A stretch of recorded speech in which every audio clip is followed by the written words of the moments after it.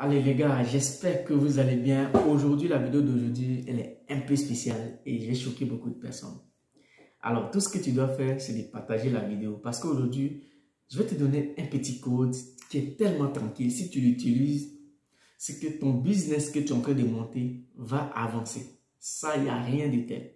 Si tu respectes ce code, ton business va avancer. Mais si tu ne respectes pas ce code, ton business va tomber. Comme on le dit chez nous, ton business, tu vas être en faillite. Il y a trois choses qu'il faut respecter. La première des choses, c'est le client. Quand on vous dit le client est roi, il faut le respecter, le client. La personne qui vient acheter avec toi, c'est ton client. Alors, il faut respecter le client. La deuxième des choses, tes employés, il faut les respecter pour que ton business puisse donner. La troisième des choses, c'est que toi-même, le patron, il faut te respecter. Il faut écarter certaines choses, il faut écarter ton comportement.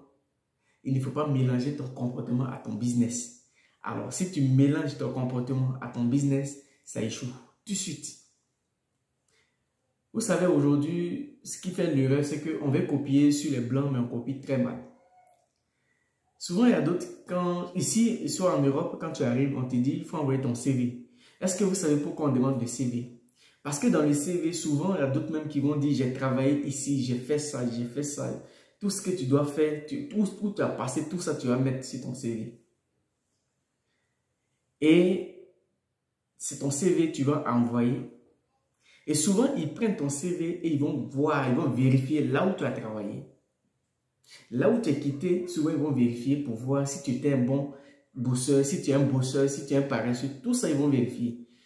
Et quand ils voient que ton profil va avec eux, ils vont te prendre. Si ton profil ne va pas, ils vont te laisser. Parce qu'ils savent que où ils vont te mettre, tu vas salir.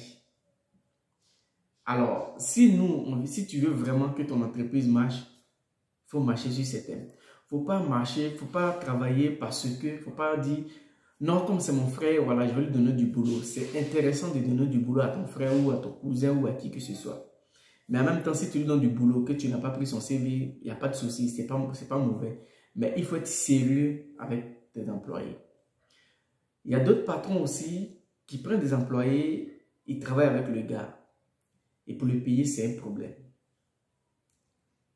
Si tu veux que ta société marche, il faut payer ces gars. Voilà les trois choses, si tu les respectes. Le client, ton employé et toi-même, ton comportement, il ne faut pas mélanger à ton entreprise. Sinon, ça ne marche pas. Je dis bien, souvent les gens ont dit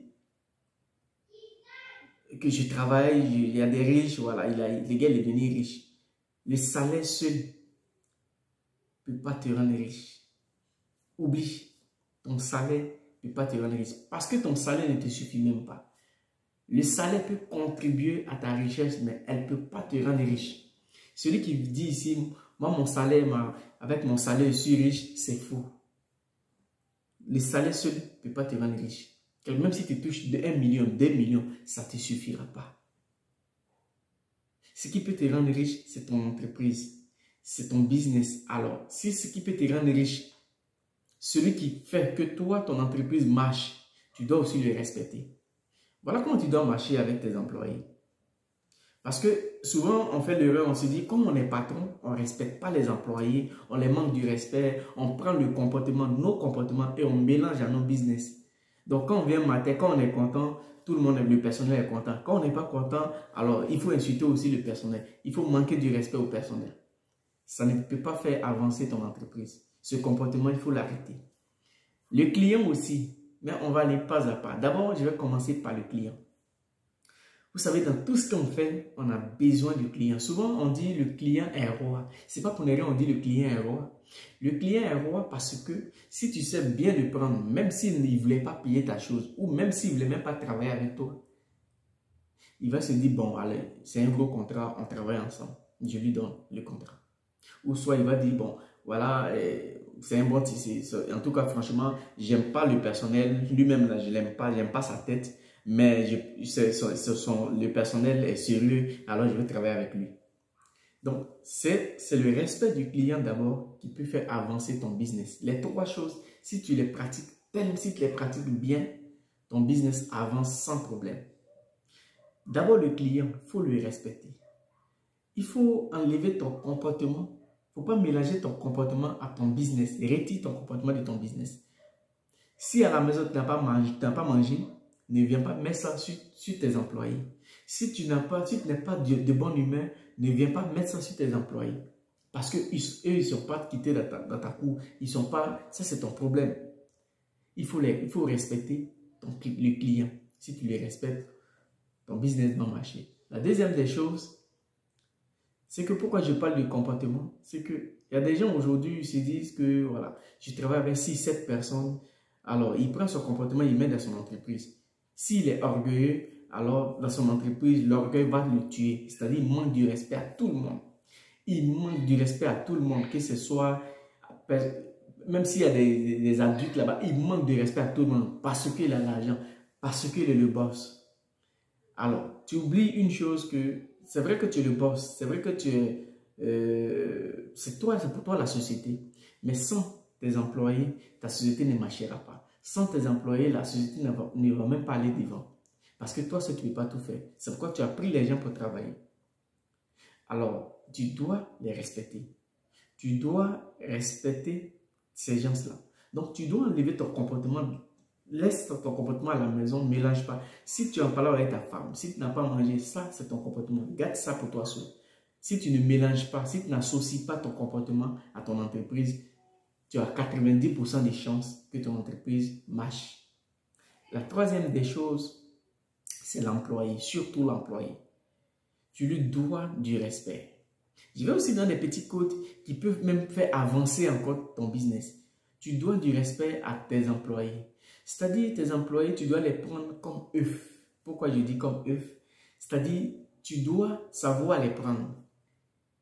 Il y aura un moment de sérieux et un moment où tu peux discuter avec eux et un moment où tu peux faire plaisir à tes employés.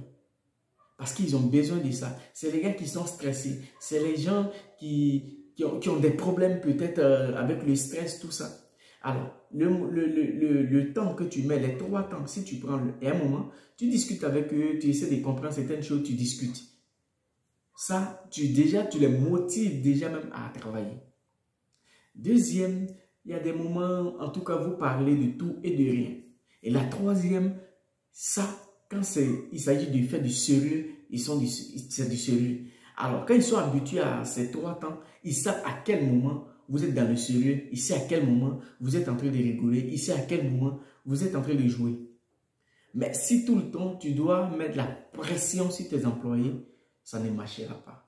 Et aussi, le salaire des employés, c'est des trucs, ça, il ne faut jamais t'amuser avec. Même si ton business est petit, même si tu veux lancer un petit business, il faut toujours payer le salaire de tes employés à temps. Même si tu dois te sacrifier pour payer le salaire de tes employés, fais-le parce que c'est ça qui peut faire que eux, ils vont travailler avec l'amour. C'est-à-dire le boulot, ils vont prendre ça comme pour eux. Et toi, ça va te donner à manger. Donc ça, il ne faut jamais jouer avec. Bientôt ça c'est fin d'année. Voilà le secret, c'est tellement simple. Tu as ton petit business et tu gères ton business à distance. Tu peux être ici, gérer ton business à distance. Tout doit se passer sur Internet. C'est-à-dire, tu dois avoir ton tableau ici. Ils sont là-bas. Ils ont aussi tout le truc, le planning, tout ce qu'il faut. Et toi, tu suis les trucs à la lettre, malgré qu'il y a la distance. Alors, quand ça est du sérieux, c'est du sérieux. À tout moment, si tu as tes employés, tu as la distance, à tout moment, faites des zooms. Vous allez discuter et souvent, vous allez expliquer ce qui ne va pas dans la société, ce que vous devez toucher pour que ça puisse marcher. D'abord, tu discutes avec le petit comité restreint, vous discutez, tout ça, ton manager, tout ça, vous discutez. Et après, tu associes tes employés pour que vous discutez. Et ça peut donner le coup, ça peut motiver encore plus tes employés. Et voici aussi fin d'année. Le petit secret que tu peux faire, fin d'année, on est en fin d'année. Ce petit temps-là, tu payes des petits cadeaux à chaque moment. Ça te dit, chaque fin d'année, tu payes des petits cadeaux que tu fais à tes employés.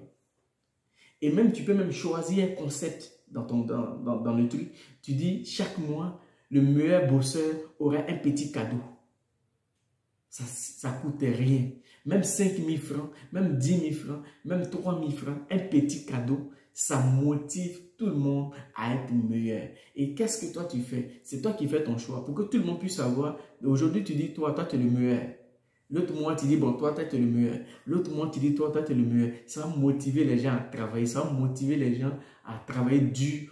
Et toi, tu as donné 10 000, tu as donné 5 000, mais tu gagnes plus. Vous savez pourquoi souvent les gens demandent nos CV? Je dis toujours qu'on copie bien sûr les blancs, mais on copie mal. Vous savez, ici, le blanc, il demande ton CV, il demande tout ça. Il n'a pas besoin de ton CV pour qu'il puisse te donner du travail, non. Mais il a besoin de ton CV pour voir où tu es passé. Souvent, les gens, ils t'envoient des CV, ils regardent là où tu es quitté, là où tu as travaillé, ils prennent sur les renseignements, comment tu es, comment tu travailles, comment ça se passe là-bas, pourquoi tu es quitté là-bas. Et l'autre va lui dire, voilà ce qu'il a fait, voilà ce qu'il a fait, voilà ses côtés forts, voilà ses côtés faibles. Tout ça, il sait déjà, il connaît tout. Donc, quand tu viens déjà, il sait à qui il a fait.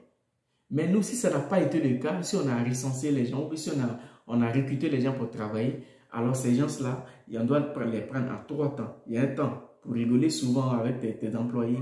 Il y a un temps aussi pour être sérieux. Et il y a un autre temps pour faire les petits cadeaux à tes employés. Ça amène encore la confiance dans ton business. Ça amène la confiance dans ton entreprise. Et ça fait que dans l'entreprise, il n'y a pas de jalousie. Tout le monde est main dans la main. Le but de toute ton équipe, c'est pour faire avancer ton entreprise. Tu peux être à distance et gérer ton entreprise sans problème. Si tout est organisé, tu peux gérer ton entreprise. Alors, on ne va pas être long. La prochaine fois, je vais faire une vidéo pour vous dire comment il faut recruter les gens. Parce qu'il ne faut pas aussi recruter n'importe qui pour travailler si tu n'es pas sur place. Même si tu es sur place. Même si tu es sur place, fais attention à ceux que tu vas recruter. Mais même si tu n'es pas sur place, c'est difficile à recruter les gens. Mais souvent, je vais faire une vidéo pour vous dire comment tu dois recruter tous tes gens quand tu n'es pas sur place. Parce que souvent, il y a beaucoup d'hommes qui sont fait avoir. Comme ils ne sont pas sur place, ils recrutent des gens. Souvent, ça n'avance pas. Ils sont découragés. Ils ne veulent plus se lancer dans l'entrepreneuriat. Moi, je te demande de te lancer dans l'entrepreneuriat à distance. Si tu as besoin qu'on t'accompagne, on peut t'accompagner. On peut te donner des petits secrets, des petits codes pour qu'on puisse aller de l'avant nous tous. Alors, tout ce que tu dois faire maintenant, c'est de partager la vidéo et laisser un pouce bleu. Que Dieu vous bénisse. Et puis, je vous dis à très bientôt pour une autre vidéo. N'oubliez pas surtout de partager, c'est très important.